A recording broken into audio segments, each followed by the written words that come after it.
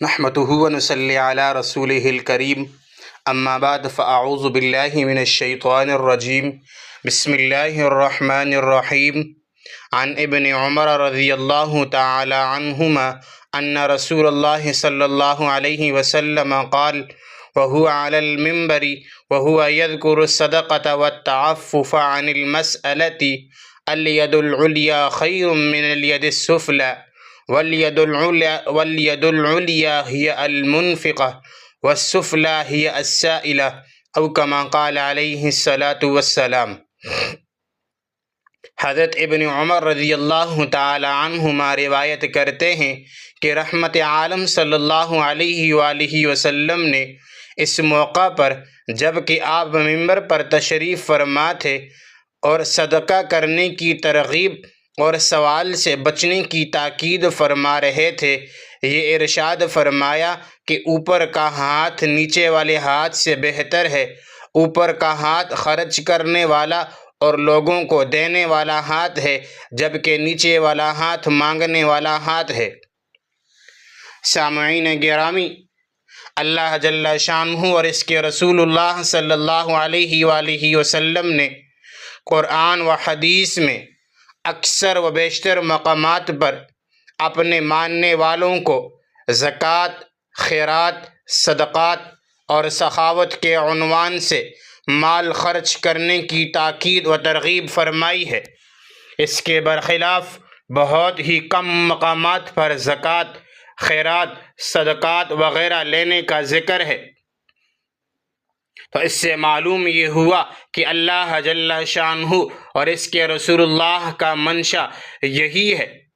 کہ مسلمان معاد کے ساتھ حصول معاش اور اس کے جائز ذرائع و اسباب اختیار کر کے اپنے آپ کو اس قابل بنائیں کہ وہ خود زکوٰۃ، خیرات، صدقات اور سخاوت زیادہ سے زیادہ کیا کریں، اور اس طرح وہ لینے کے بجائے دینے والے بنیں، یعنی دوسروں کے سہارے جینے کے بجائے دوسروں کے لیے سہارا بن کر جئیں۔ اسی لیے مذکورہ حدیث میں رحمت عالم صلی اللہ علیہ وآلہ وسلم نے اپنے خطاب کے دوران دینے کی ترغیب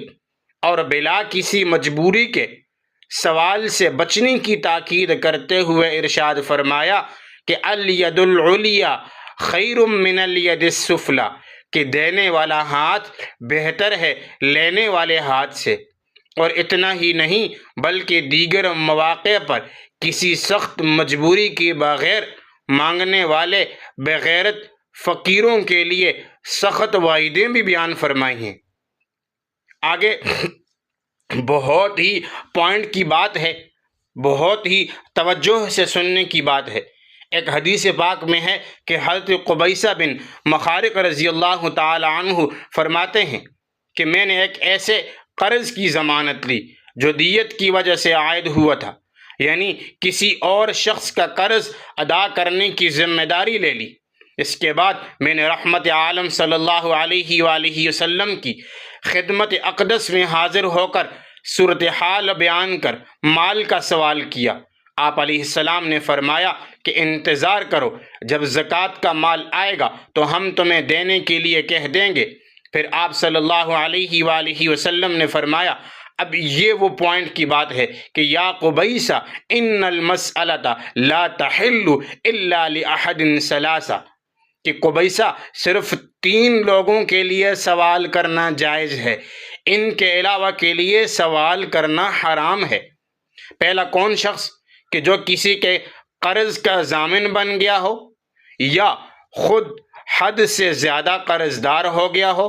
اور ادائیگی کا کوئی راستہ نہ ہو، بے عزتی کا خطرہ و خدشہ ہو، تو یہ بھی سوال کر سکتا ہے، لیکن مانگنے میں مبالغہ نہ کرے،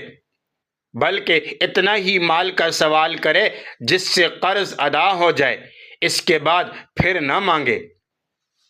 دوسرا وہ شخص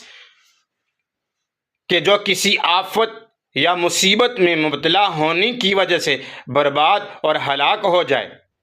یا کسی ناجائز مقدمے میں پھنس گیا اور خود اس کے پاس انتظام نہیں ہے تو اس کے لیے بھی اس قدر مانگنا جائز ہے جس سے اس کا مقدمہ ختم ہو اور اس کی محتاجی دور ہو جائے اور اس کی زندگی کے لیے سہارا ہو جائے۔ تیسرا، وہ شخص کہ جس کو فقیری اور غریبی نے بے بس کر دیا اور اس کی وجہ سے ایسے فاقے ہونے لگیں کہ اس کی قوم کے 3 صاحب عقل و فراست حضرات بھی گواہی دیں۔ یہ بات آپ صلی اللہ علیہ وآلہ وسلم نے اس بات کا احساس پیدا کرانے کے لیے فرمائی کہ لوگ سوال کرنے اور گداگری کو آسان نہ سمجھیں اور حتی الامکان اس مجبوری کے فعل سے بچتے رہیں، تو اس کے لیے بھی بقدر ضرورت مانگنا جائز ہے۔ لیکن جن لوگوں کو شرعاً مانگنے کی اجازت ہے ان کے لیے بھی حکم یہ ہے کہ اس طرح زور اور دباؤ ڈال کر نہ مانگا جائے کہ دینے والا شرما شرمی میں دے یا دینے پر مجبور ہو جائے۔ یہی حکم چندے کا بھی ہے اور سفارش وغیرہ کا بھی ہے۔ پھر آپ صلی اللہ علیہ وآلہ وسلم نے فرمایا کہ فما سواہن من المسألۃ یا قبیصہ سحت یأکلها صاحبها سحتا، کہ اے قبیصہ ان 3 لوگوں کے علاوہ کسی کے لیے بھی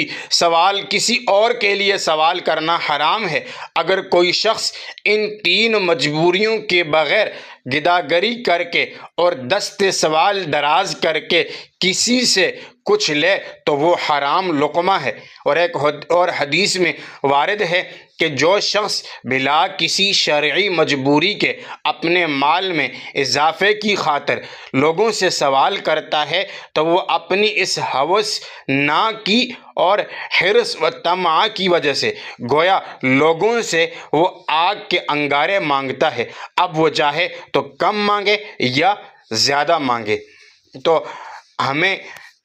اللہ پاک اپنے حفظ و امان میں رکھیں اور اللہ پاک ہمیں دینے والا بنائیں، نہ کہ ہمیں لینے والا بنائیں۔